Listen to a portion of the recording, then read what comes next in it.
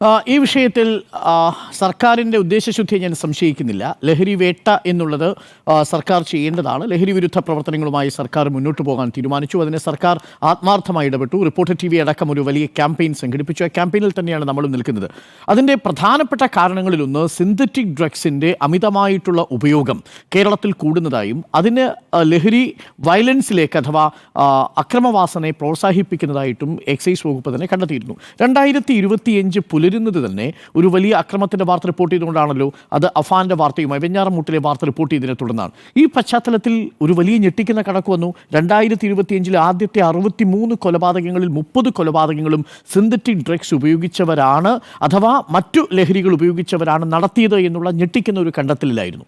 പക്ഷേ ഇപ്പോൾ വന്ന് ഇതൊരു PR ആയി മാറുന്നുണ്ടോ, ഒരു പബ്ലിക് റിലേഷൻ സ്റ്റണ്ടായി മാറുന്നുണ്ടോ എന്ന കാര്യത്തിൽ എനിക്കൊരു സംശയമുണ്ട്. സൂക്ഷിച്ച് കൈകാര്യം ചെയ്തില്ലെങ്കിൽ ഏതു ലഹരി വേട്ടയും അതിൻ്റെ ഉദ്ദേശ ലക്ഷ്യത്തിൽ നിന്ന് മാറിപ്പോകാം എന്നുള്ളതാണ്. നമ്മുടെ മുന്നിൽ ഉദാഹരണങ്ങളുണ്ട്. ഏറ്റവും പ്രധാനപ്പെട്ട ലോകം കേട്ട വലിയ ലഹരി വിരുദ്ധ പ്രചരണമായിരുന്നു, ലഹരി വേട്ടയായിരുന്നു അമേരിക്കയിൽ റിച്ചാർഡ് നിക്സന്റെ നേതൃത്വത്തിൽ 1971 നടത്തിയ വാർ ഓൺ ഡ്രഗ്സ് എന്ന് പറയുന്ന ഒരു വലിയ ക്യാമ്പയിൻ. ആ ക്യാമ്പയിൻ എവിടെ എത്തി നിന്നു? എൽറിച്ച്മാൻ എന്ന് പറയുന്ന നിക്സന്റെ തന്നെ വൈറ്റ് ഹൗസിൽപ്പെട്ടൊരു ഉദ്യോഗസ്ഥൻ വെളിപ്പെടുത്തുന്ന ഒരു കാര്യമുണ്ട്. നിക്സന് 2 കൂട്ടരെ ഇഷ്ടമല്ലായിരുന്നു. 1968 നിക്സന്റെ പ്രചരണത്തിൽ നിക്സൺ ലക്ഷ്യമിട്ടത് 2 പേരെയാണ്. ഒന്ന്, വിയറ്റ്നാം യുദ്ധവിരുദ്ധരായിട്ടുള്ള അവിടുത്തെ മനുഷ്യരെ, ഇടതുപക്ഷത്തെ ഹിപ്പികളായിട്ടുള്ളവരെ, ആഫ്രോ ഏഷ്യൻ വംശജരെ. അപ്പോൾ ഇവരെ എങ്ങനെയാണ് ക്രിമിനലൈസ് ചെയ്യാൻ പറ്റില്ല.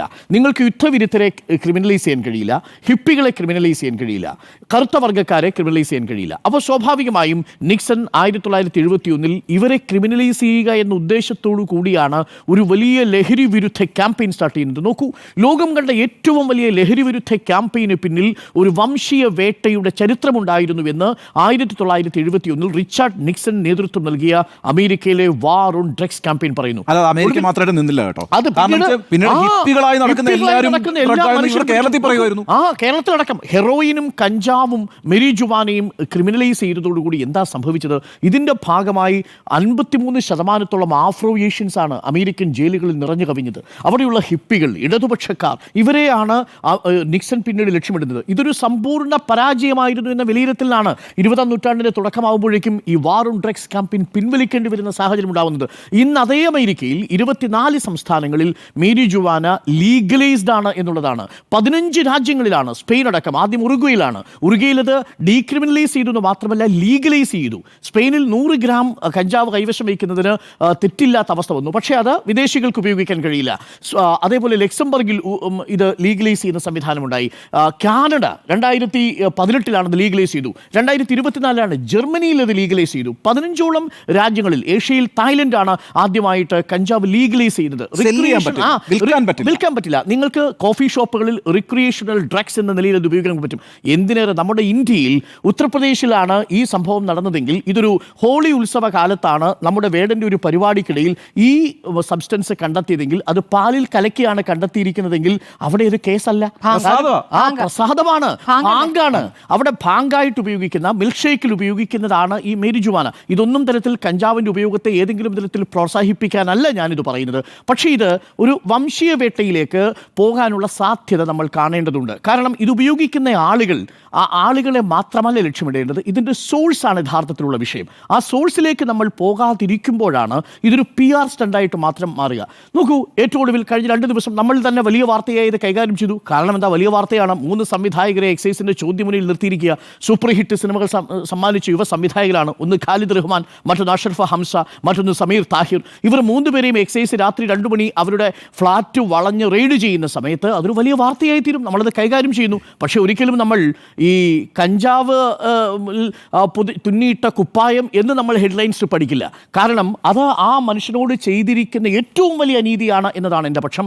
വേടൻ, നിങ്ങളുടെ രാഷ്ട്രീയം എന്തുമാവട്ടെ, വേടൻ ഒരു വലിയ സമൂഹത്തെ സ്വാധീനിക്കുന്ന ഒരു പൊളിറ്റിക്കൽ മെസ്സേജ് കൊടുക്കുന്ന ഒരാൾ കൂടിയാണ്. അയാൾ ഏതെങ്കിലും തരത്തിലൊരു ക്രിമിനൽ ആക്ടിവിറ്റിയിൽ ഇൻവോൾവ് ആണെങ്കിൽ അയാൾക്ക് അതിൻ്റെതായ ശിക്ഷ ലഭിക്കണം. പക്ഷേ നോക്കൂ, ആ 6 ഗ്രാം കഞ്ചാവ് അയാളുടേതുമല്ല, അയാൾ സന്ദർശിച്ച ഫ്ലാറ്റിൽ നിന്ന് കണ്ടെടുത്തു.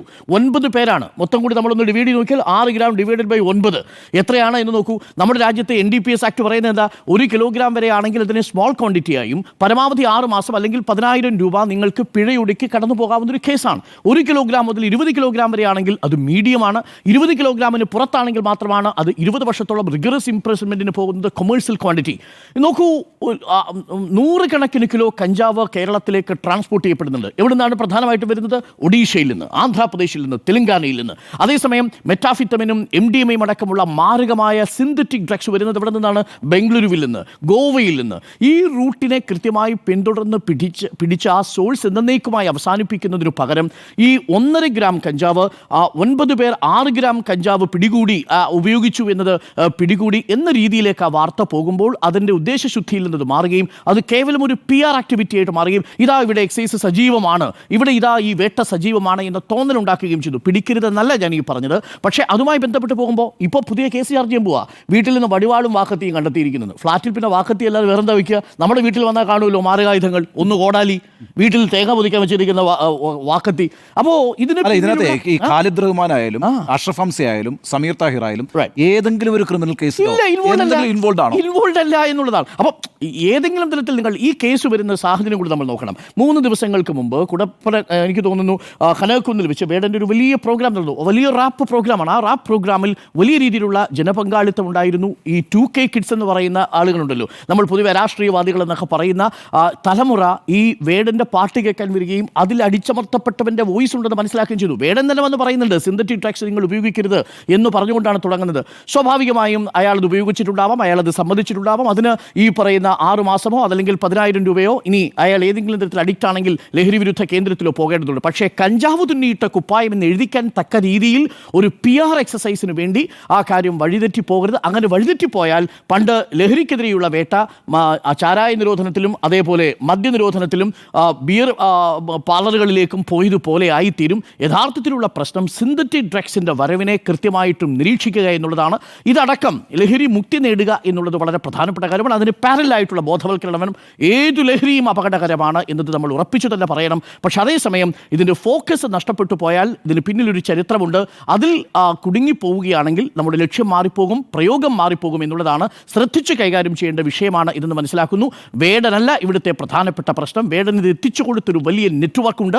ആ നെറ്റ്വർക്കിനെയാണ് നമ്മൾ കണ്ടെത്തേണ്ടത്. അത് ആ സോഴ്സിൽ തന്നെയാണ് നമ്മൾ തപ്പേണ്ടത്. അതിന് കഴിയാതെ പോകുമ്പോൾ 1 ഗ്രാമുമായിട്ട് നടക്കുന്ന ആളുകളെ പിടികൂടുന്നത് ശരിയല്ല. പണ്ടൊരു കാലത്ത് നമ്മുടെ ഈ അഡൾട്ടറിയുമായിട്ട് ബന്ധപ്പെട്ട നിയമം നിൽക്കുന്ന സമയത്ത് പറയുന്നുണ്ടായിരുന്നു, ഈ നാട്ടിലുള്ള മുഴുവൻ ലോഡ്ജുകളും കേന്ദ്രീകരിച്ച് പോലീസുകാരിൽ നിന്ന് ഫോട്ടോ എടുത്ത് ഏതാണ്ട് വലിയ കുറ്റകൃത്യം ചെയ്തു എന്നതിന്. ഇന്നിപ്പോൾ അഡൾട്ടറി ലീഗലൈസ് ചെയ്തിരിക്കുന്ന ഒരു രാജ്യത്താണ് നമ്മൾ ഇരിക്കുന്നത്. കഞ്ചാവ് ഇന്ന് ലീഗലൈസ് ചെയ്യുന്നത് നമുക്കറിയില്ല. കാരണം അയൽ രാജ്യങ്ങളെല്ലാം ഇപ്പോൾ അത് ലീഗലൈസ് ചെയ്യണം എന്ന മട്ടിലാണ്. 80% അമേരിക്കയിലെ പോപ്പുലേഷൻ മെരിജുവാന ലീഗലൈസ് ചെയ്യണം എന്നാണ് പറയുന്നത്. ഫോർ റിക്രിയേഷണൽ പർപ്പസ് ആയിരിക്കും, ഫോർ മെഡിസിനൽ പർപ്പസ് ആയിരിക്കും എന്നുള്ളതാണ്. അതുകൊണ്ട് ഇതൊരു വലിയ വിഷയമായ ഒരു PR എക്സസൈസ് എന്ന നിലയിലേക്ക് മാറരുത് എന്നതാണ് പറയാനുള്ളത്. ഇതൊരു ശുദ്ധീകരണമായിരുന്നു. പക്ഷേ ഇപ്പോൾ കണ്ട ഈ സംഭവങ്ങളെ ഒരു ശുദ്ധീകരണമാണോ എന്ന കാര്യത്തിൽ എനിക്ക് സംശയമുണ്ട്. ഒരു ഇടവേളയ്ക്ക് ശേഷം